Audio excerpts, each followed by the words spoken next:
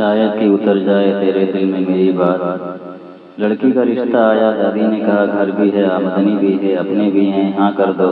شادی ہو گئی، زندگی نشیب و فراز کے ساتھ گزر گئی، چند دہائیاں مزید گزر گئیں، پھر لڑکی کا رشتہ آیا، دادی یا نانی نے کہا کہ گھر بھی ہے، تعلیم بھی ہے، آمدنی بھی ہے، ہاں کر دیتے ہیں۔ لیکن لڑکی نے کہا ماں ان کا اور ہمارا ماحول بہت مختلف ہے، ہاں مت کیجیے گا۔ ماں سمجھدار خاتون تھی، اس کی سمجھ میں بات آ گئی، رشتے سے معذرت کر لی گئی۔ کچھ عرصہ مزید گزر گیا، اب وہ کچھ اور بھی بدل گیا۔ ہر زمانے کی ترجیحات اور ضروریات الگ ہوتی ہیں۔ ایک محنتی شریف لیکن غریب بچے کا رشتہ آیا۔ ماں نے سوچا کہ جب میری شادی ہوئی تب میرا شوہر بھی زیادہ امیر نہیں تھا، مگر محنتی تھا، تو میں نے کچھ عرصہ مشکل لیکن مجموعی طور پر ایک اچھی زندگی گزاری۔ اس رشتے پر غور کرتے ہیں۔ لیکن بیٹی نے کہا ماں مجھے امیر شوہر چاہیے، میں اپنی آدھی زندگی آپ کی طرح ترس ترس کر نہیں گزار سکتی، چاہے بوڑھا ہو، دوسری شادی والا ہو، لیکن امیر ہو۔ پھر بعد میں رونا بھی تم نے ہی ہے۔ ماں سمجھانے کی کوشش کرتی ہے، جی رونا تو ہے، محل میں بیٹھ کر رونا جھونپڑی میں بیٹھ کر رونے سے کہیں زیادہ بہتر ہے۔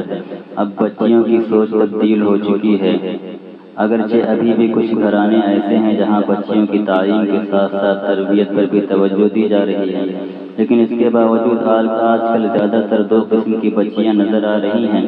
ایک وہ جو اپنے پاؤں پر کھڑی ہیں، خود کما رہی ہیں، یہاں تک پہنچنے میں 30 سے اوپر ہیں، تو اب وہ اپنے آرام و سکون کی زندگی میں کسی اور کو شریک نہیں کرنا چاہ رہی ہیں، نہ کسی سے دب کر رہنا چاہتی ہیں۔ دوسری قسم وہ ہے جن کی نظر میں شادی کا مقصد روپیہ، پیسہ، آزادی اور بہترین طرز زندگی ہے۔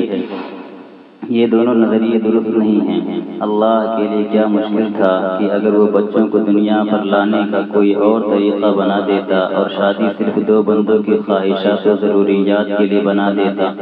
اللہ نے شادی اور اس کی ذمہ داریوں کو آنے والی نسل کی بقا کے لیے بنایا ہے۔ ان بچوں کے لیے گھر بنایا، ماں باپ بنائے، ماؤں کے دلوں میں اولاد کی اتنی محبت ڈالی کہ جب اپنی محبت کا ذکر کیا تو ماں کی محبت کی مثال دی۔ اس لیے ہم والدین کا فرض ہے کہ اپنے بچوں پر نظر رکھیں، ان کی تربیت پر نظر رکھیں۔ یہی بچے کل کے والدین ہیں، انہیں شادیوں سے پہلے صحیح طور پر آنے والی ذمہ داریوں کے لیے تیار کریں۔ یہ درست ہے کہ آج کے دور میں جب انٹرنیٹ نے ساری دنیا بچوں کے لیے کھول کر رکھ دی ہے، شادیوں میں زیادہ دیر نہیں کرنی چاہیے، لیکن انہیں ذہنی طور پر آئندہ ذمہ داریوں کے لیے تیار کرنا بہت ضروری ہے۔ خاص طور پر لڑکوں کی بھی تربیت بہت ضروری ہو چکی ہے۔ آج کی لڑکی پہلے جیسی دبو یا گھر بنانے والی نہیں ہے، وہ پڑھی لکھی ہے اور اکثر اوقات خود مختار ہے، اور ہمیں یہ ماننا پڑے گا کہ عورت میں صبر تو ہے لیکن برداشت نہیں ہے۔ صبر کسی بات پر مجبوری میں خاموش ہونا ہے، جبکہ برداشت کسی غلط بات پر جواب دینے کی پوزیشن ہوتے ہوئے درگزر کر جانا ہے۔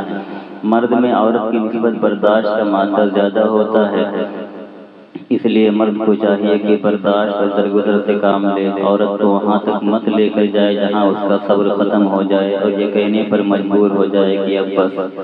اس سال میرے ملنے والوں میں 6 شادیاں ہوئیں، جن میں سے 4 ٹوٹ گئیں اور چاروں شادیوں میں خلا لیا گیا، یعنی وہ طلاق جس کا نام لینا بھی گناہ ہوتا تھا۔ آج کی بچی یہ فیصلہ خود اپنی مرضی سے کر رہی ہے، اس لیے ہمیں اپنے گھروں کے نظام بدلنا ہوں گے، اپنی سوچ اور لڑکوں کی تربیت کے خد و خال بدلنے ہوں گے۔ انہیں یہ نہیں بتانا کہ حضرت ابراہیم علیہ السلام کے کہنے پر ان کے بیٹے نے بیوی کو چھوڑ دیا تھا، بلکہ یہ بتانا ہوگا کہ ہمارے نبی صلی اللہ علیہ وسلم ازواج مطہرات کی موجودگی میں اپنے کپڑے خود دھو لیا کرتے تھے، اپنے جوتے خود مرمت کر لیتے تھے، یہاں تک کہ اپنے کپڑوں پر پیوند خود لگا لیتے تھے، اور گھریلو کام میں گھر والیوں کے ساتھ مدد بھی کروایا